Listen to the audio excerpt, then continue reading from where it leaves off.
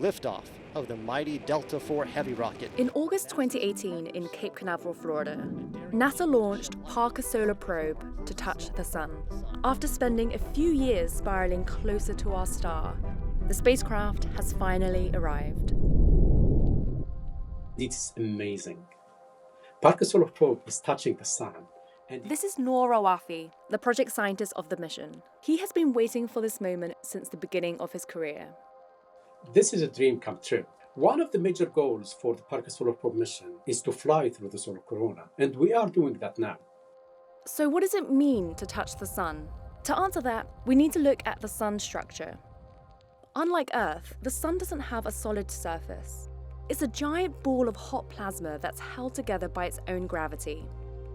Solar material flows out from the surface, but around the sun, it's bound by the sun's gravity and magnetic field. This material forms the sun's atmosphere, the corona.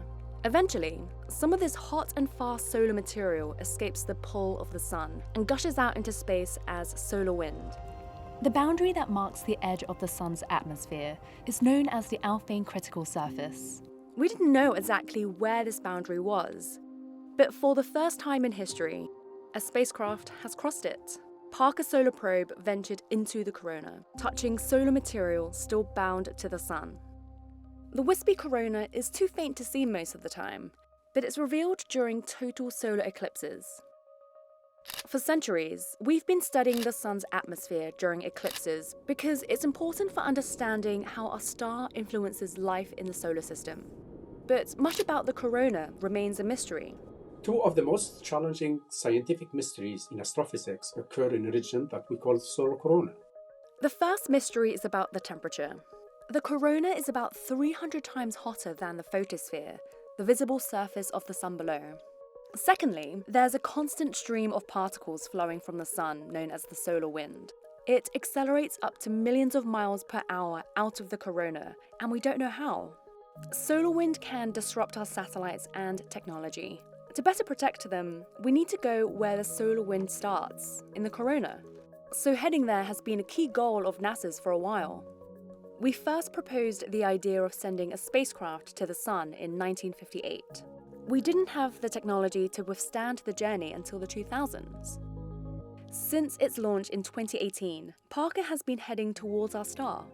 Then, in April 2021, during Parker's 8th orbit around the sun, the spacecraft was around 20 solar radii, or 8 million miles from the sun's surface, when it crossed into the corona. This is a huge milestone. It took us over 6 decades to come to this point. As Parker entered the corona, its whisper instrument took these images. Streams of plasma surrounded the spacecraft, and Parker's other instruments detected that the magnetic conditions had changed. Outside the corona, solar wind gushes out, pushing solar material away at high speeds so that it can't return back to the sun's surface. Inside the corona, the sun's magnetic field becomes much stronger.